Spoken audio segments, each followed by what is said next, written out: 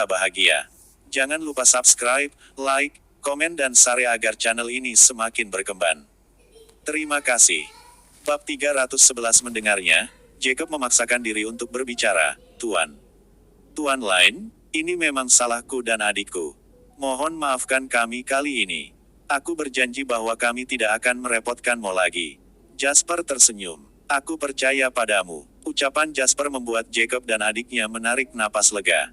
Bahwa semua yang kau katakan sekarang adalah kebenaran, tapi aku tidak yakin bahwa suatu hari kau tidak akan memikirkan kembali penghinaan yang kau rasakan malam ini dan membuat rencana untuk menggangguku. Aku sudah memberitahumu, bukan?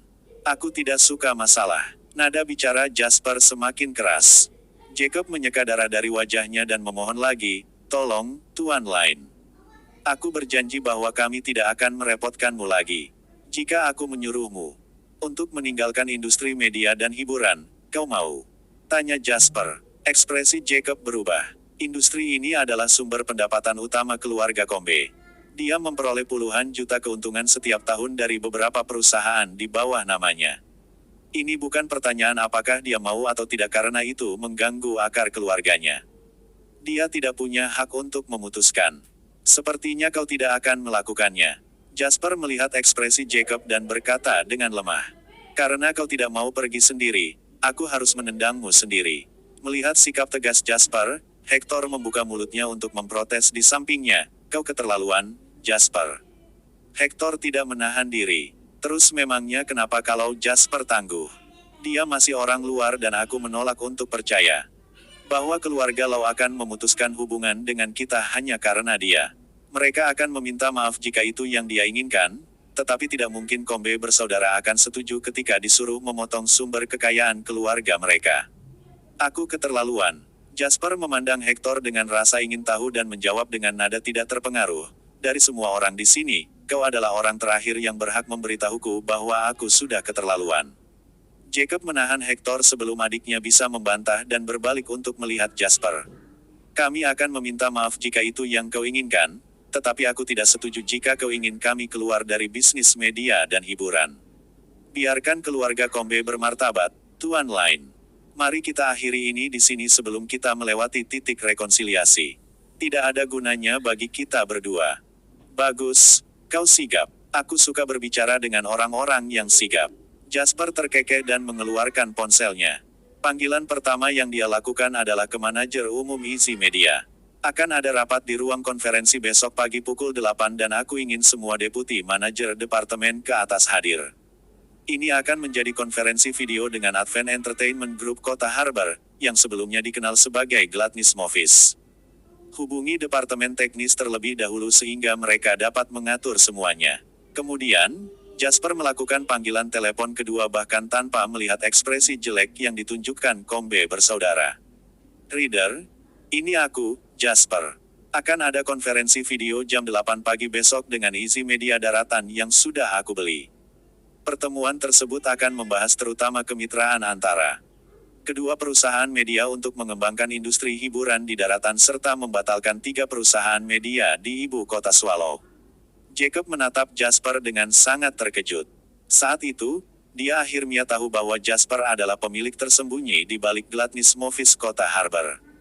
Industri hiburan Kota Harbor lebih dari 10 kali lebih berkembang daripada daratan, dan Gladness Movies adalah salah satu dari 4 perusahaan teratas di Kota Harbor. Tentu saja, fakta itu membuat Jacob terpukul. Sementara 3 perusahaan di bawah nama Jacob memang membutuhkan sumber daya keluarganya untuk berkembang seperti sekarang ini. Membandingkannya dengan Gladness Movies akan membandingkan komunitas desa dengan kelompok perkotaan. Tak tertandingi. Bukan itu saja, karena Jasper kemudian berbalik untuk bertanya pada Henry. Lebih dari setengah perusahaan media daratan bermitra dengan perusahaan-perusahaan di Kota Harbor, berharap untuk bertukar tempat di pasar dengan sumber daya. Bisakah kau membantuku mengirim kabar ketika kau kembali ke Kota Harbor? Henry terkekeh dan menjawab, tentu, perusahaan mereka di Kota Harbor pasti akan menemui jalan buntu. Tapi aku tidak berpikir kau membutuhkan bantuanku, hanya meminta reader untuk mengirim kabar atas namamu seharusnya sudah cukup baik. Namamu lebih kuat dari namaku dalam hal pukulan besar di Kota Harbor. Jasper tertawa dan memutar pergelangan tangannya untuk menunjukkan punggung tangannya. Baiklah kalau begitu. Kita sudah selesai di sini, ayo pergi. Henry bangkit dan mengikuti Jasper keluar. Jim dengan cepat mengikuti juga. Saat Jasper sampai di pintu, dia mendengar Jacob mengaum padanya dari belakang. Apa kau benar-benar ingin melewati batas sejauh itu, Jasper? Kau tidak akan mendapatkan apa-apa dengan menyudutkan keluarga Combe. Bab 312. Jasper membuka pintu dengan memegang gagangnya dan berbalik menatap Jacob dan Hector dengan tatapan sedih dan sengit. Dasar anak-anak. Kemudian dia berbalik dan pergi. Kamar pribadi yang mewah itu tiba-tiba kosong, meninggalkan Hector dan Jacob sendirian di dalam dengan memalukan. Hector melihat wajah Jacob yang berdarah dan menyedihkan. Dia menyerahkan beberapa lembar tisu kepada kakaknya dan berbisik, "Ini, Jacob. Bersihkan darah dari wajahmu terlebih dahulu. Haruskah kita pergi ke rumah sakit?" Jacob bisa merasakan wajah dan tubuhnya terbakar rasa sakit. Brengsek. Jacob menyeka darahnya, matanya melotot merah karena marah. Dan si Jim sialan itu menikmati kesuksesan mereka. Memikirkan bagaimana lebih dari setengah luka-lukanya disebabkan oleh Jim, Jacob tidak ingin apa-apa selain menyeret Jim kembali dan memenggalnya sampai mati. Sial, Jim tidak lebih dari sampah. Memukul dan menendangmu hanya karena Jasper dan Henry ada di sini, dia pasti ingin mati. Hector mengatupkan giginya dan berbicara. Kemarahan berkobar di dalam dirinya, dan Jacob mengucapkan kata-kata dengan kesal, "Jim bukan siapa-siapa, kita bisa berurusan dengannya sesuka kita. Masalahnya di sini adalah Jasper. Terlalu banyak tentang dia yang tidak kita ketahui. Aku tidak menyangka dia begitu kuat."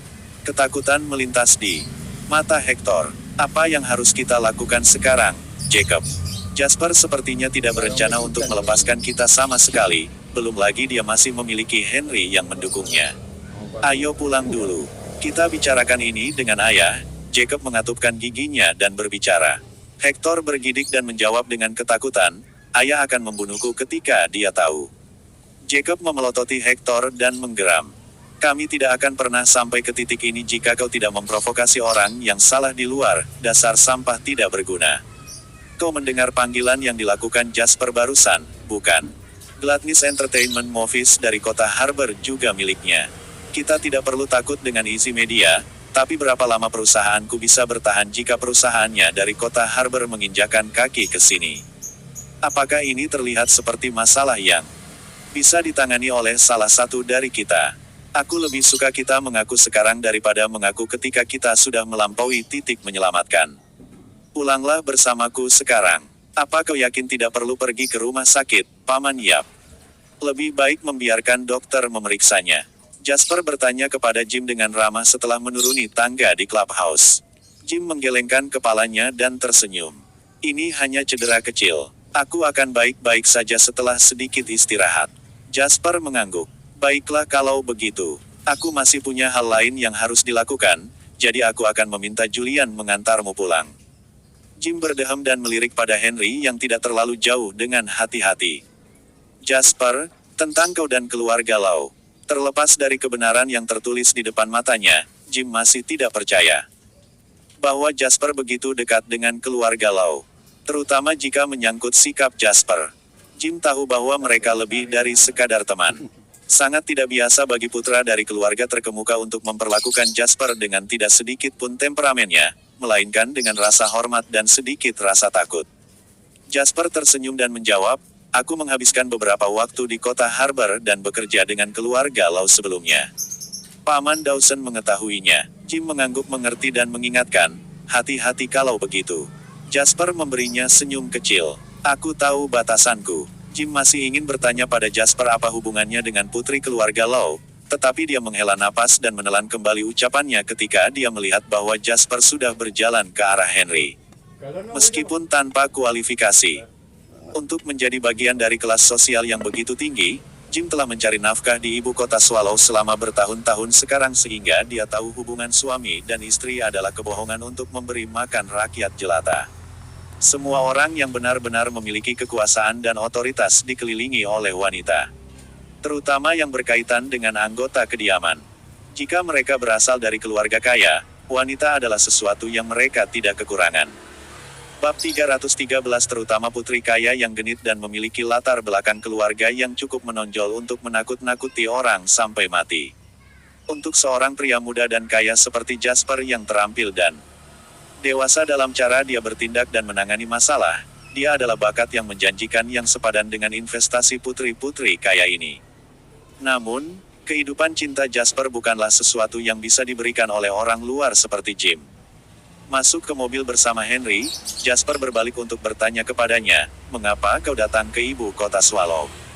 Henry tidak menyembunyikannya darinya dan malah mencondongkan tubuh untuk tertawa di dekat telinga Jasper.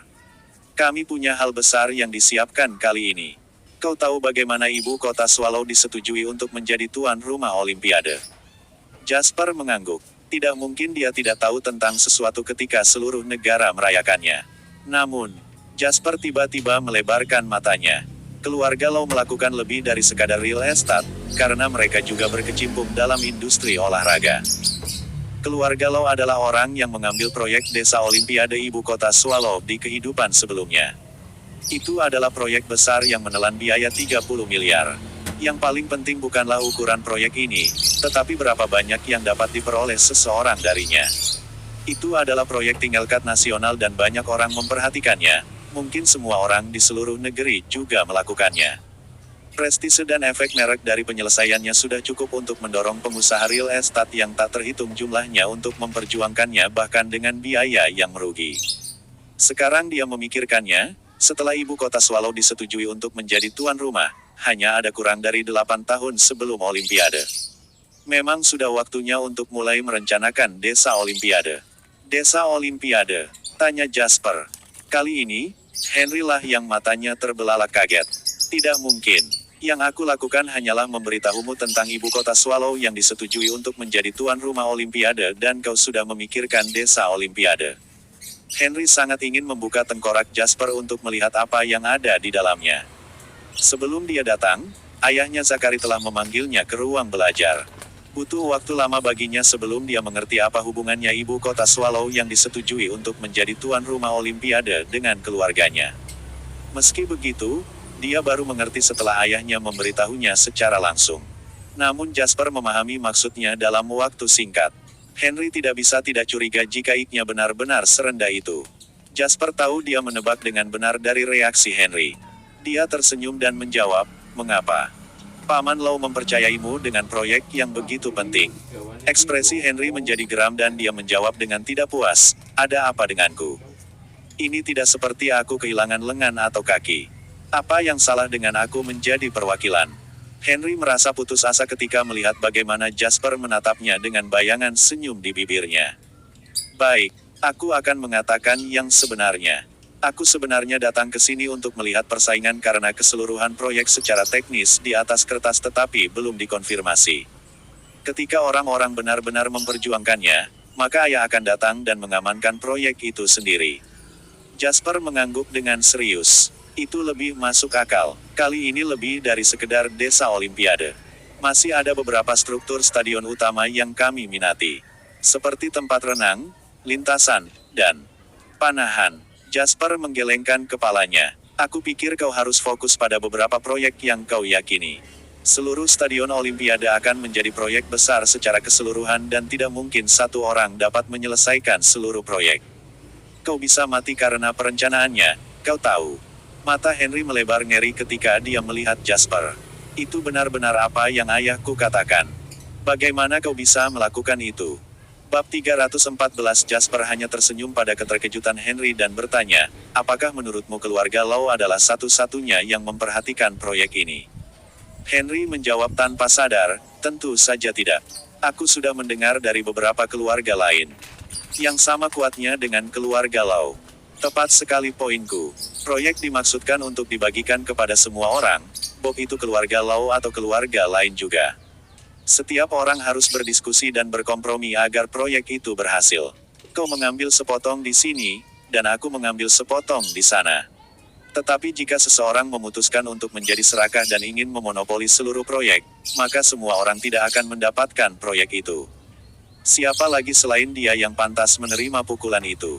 Saat itu, Jasper menoleh ke arah Henry dan berbicara dengan penuh perhatian, kita tidak mengumpulkan kebencian mayoritas. Benar-benar terkesan, Henry mengacungkan jempol kepada Jasper. Itu juga yang ayahku katakan. Aku terkesan, Bung. Kau ahli dengan saham dan kau juga memahami bisnis tradisional. Jasper hanya tersenyum tapi tetap diam. Dari apa yang dia ingat tentang kehidupan masa lalunya, keluarga Lau hanya mendapatkan proyek desa Olimpiade tetapi tidak di tempat lain. Keluarga Lau bahkan memiliki masalah besar pada akhirnya dengan proyek desa Olimpiade saja. Setelah memeras otak, dia kemudian teringat bagaimana ada desas-desus kecil tentang pembagian keuntungan yang tidak sesuai. Banyak orang yang tidak puas karenanya, jadi mereka mulai menyabotase satu sama lain. Mereka akhirnya berkelahi dengan sangat buruk dan melibatkan petinggi sehingga harus diselesaikan oleh pemimpin di atas. Dari tampilannya sekarang, semua orang tampaknya telah mengeluarkan pedang mereka dan siap untuk bertarung sebelum secara resmi dimulai. Hal-hal tampak jauh lebih rumit daripada apa yang dia dengar di kehidupan sebelumnya. Sekarang Jasper bertanya-tanya bagaimana dia juga bisa mendapatkan proyek itu dengan bantuan keluarga Lau. Tidak masalah bahkan jika desa Olimpiade tidak mungkin, karena bertanggung jawab atas satu tempat pun adalah berita yang luar biasa. Sebuah stadion tidak bisa diremehkan, karena stadion utama ini akhirnya menjadi lokasi terkenal di kehidupan masa lalunya. Stadion Olimpiade, bagaimanapun, telah gagal memenuhi harapannya karena berbagai alasan. Stadion lintasan, misalnya, banyak yang mungkin tidak tahu di mana seseorang memandangnya, tetapi semuanya akan berubah jika kau menamakannya secara berbeda. Katakanlah stadion sarang lebah. Stadion untuk kompetisi yang berhubungan dengan air juga dikenal sebagai pusat akuatik. Namun, semua ini membutuhkan perencanaan lebih lanjut. Di Westin, Anna sangat terkejut dan gembira melihat Jasper. Namun dengan karakternya, tidak mungkin dia akan berlari memeluknya tanpa peduli seperti gadis kecil. Begitulah yang terjadi ketika mereka mengucapkan selamat tinggal di bandara kota Harbor. Pelukan dari belakang adalah yang paling bisa dia berikan untuk dirinya sendiri. Ini adalah perbedaan terbesar antara Anna dan Wendy juga. Mungkin karena didikan mereka, jadi Anna lebih tertutup dan bisa mengontrol emosinya lebih baik sementara Wendy lebih terbuka dan jelas dalam hal suka dan tidak suka. Mengapa kau datang ke ibu kota Swallow? Anna mendorong Henry keluar pintu dan menutupnya di belakangnya dengan mudah, sama sekali mengabaikan ketukan tidak sabar Henry di luar. Mengangkat tangannya untuk menyelipkan sehelai rambut ke belakang telinganya, Anna bertanya dengan lembut. Apa kau percaya padaku jika aku mengatakan aku sedang menunggumu? Jasper menggoda. Anna mengerutkan bibir Mia dan memelototi kurangnya pengendalian diri pria itu, tetapi dia tidak menjawab. Jasper langsung menyerah saat melihat reaksi Anna yang memikat dan menawan. Aku sebenarnya datang ke sini untuk membeli isi media. Sudah kubilang bahwa aku berencana membeli perusahaan hiburan di kota Harbor dan daratan, lalu mengembangkan kedua belah pihak untuk memasuki pasar hiburan bersama-sama. Anna bertanya, apakah itu berjalan lancar? Kurang lebih. Aku sudah menyelesaikan semuanya. Jasper tersenyum. Mengangguk, Anna tiba-tiba meminta maaf. Beri aku waktu sebentar. Kemudian dia bergegas keluar pintu. Jasper tidak tahu apa yang akan dilakukan Anna, tetapi dia punya alasan mengapa. Karena itu, dia duduk di sofa di ruang tamu dan menunggunya kembali. Setelah meninggalkan ruangan, Anna pergi untuk mengetuk pintu Henry. Bab 315 Henry berbaring di tempat tidur dengan kesal dan marah sambil meratap. Dia adalah kakak Anna, dan sebagai kakaknya, dia membawa Jasper kembali hanya untuk diperlakukan tidak lebih seperti seorang sopir yang adiknya singkirkan begitu Jasper tiba. Kemudian dia mendengar ketukan di pintunya. Bersemangat, Henry bertanya-tanya apakah adiknya akhirnya menemukan hati nuraninya dan datang untuk meminta maaf serta mengundangnya untuk bergabung dalam percakapan mereka. Huff. Sekarang apa kau ingat apa yang telah aku lakukan untukmu? Sekarang, kau menyesal. Dia akan bertahan dan memastikan adiknya tahu bahwa tidak akan mudah untuk memohon pengampunan darinya. Kemudian, Henry membuka pintu, kesombongannya sedikit terlihat di wajahnya yang seharusnya tabah. Apa kau datang untuk meminta maaf? Di mana Lafite yang kau bawa dari kota Harbor? Anna dengan keras memotong Henry dan memaksa Henry untuk menelan ucapannya. Mata Henry melebar ketika dia bertanya dengan hati-hati, apa yang kau inginkan? Aku menyimpan Lafite itu untuk diriku sendiri. Berikan padaku, jawab Anna tanpa emosi. Ekspresi Henry menjadi geram. Apakah dia tidak menghormati kakaknya? Kau berharap. Henry memutuskan bahwa dia akan berjuang sampai mati demi martabatnya. Anna menyeringai. Apa kau yakin? Ayah menyuruhku untuk menjagamu sebelum kita pergi. Atau haruskah aku menelepon ayah dan memberitahu dia bahwa kau menghabiskan setiap malam untuk minum dan lupa untuk apa kau datang ke sini? Bibir Henry memucat karena marah. Itu bohong dan kita berdua tahu itu. Apa menurutmu ayah akan mempercayaiku atau kau? Bibir Anna melengkung pada sudut yang jahat, memikirkan bagaimana ini pertama kalinya ayahnya memberinya pekerjaan yang begitu penting dan bagaimana tuduhan palsu adiknya akan dengan mudah mengacaukannya. Bibir Henry semakin memucat dasar. Menjejalkan sebotol anggur ke dalam pelukan Anna dengan kasar, ekspresi Henry menjadi geram. Kau bahkan tidak minum alkohol, untuk apa kau menginginkan Lafiteku? Jasper suka anggur merah. Anna membawa Lafite di tangannya dan berbalik untuk pergi sambil tertawa kecil. Tertegun, Henry menghentakkan kakinya dengan marah. Apa-apaan ini, kau melakukannya untuknya? Ya Tuhan, setidaknya undang aku juga. Itu adalah Lafite, 82. Aku sendiri hanya punya 3 botol sialan. Henry berjalan keluar ruangan dengan marah dan mengikuti Anna dengan erat. Anna mengabaikannya dan kembali ke kamar, melambaikan sebotol anggur merah di depan mata Jasper seolah menunggu pujian. Lafite 82, mau coba? Kemudian, dia dengan santai menunjuk Henry agar dia membuka botolnya. Henry menemukan pembuka botol, dan dia merasa hatinya menangis tanpa suara. Apa-apaan ini? Bagaimana dia bisa mengambil anggurku? Lalu perlakukan aku seperti aku pelayannya. Aku saudaramu di sini. Kita terkait dengan darah. Jasper tersenyum. Dia melihat ekspresi Henry yang sangat kacau dan mendapatkan inti dari apa yang terjadi. Bagus, aku ingin berdiskusi dengan Henry tentang mengamankan proyek desa Olimpiade. Telinga Henry terangkat saat dia menyeringai. Dengan bantuan Jasper, peluang keberhasilannya sekarang akan meningkat lebih dari 50%. Dia ingin bertanya kepada Jasper, apakah kau ingin sesuatu untuk menemani anggurmu, adik ipar? Aku akan membeli semuanya untukmu sekarang. Harus diketahui bahwa Henry saat ini tidak meragukan kemampuan Jasper. Dia sangat mengagumi pria itu dan ingin menjadi pria seperti Jasper. Cepat, Jasper ceritakan pendapatmu.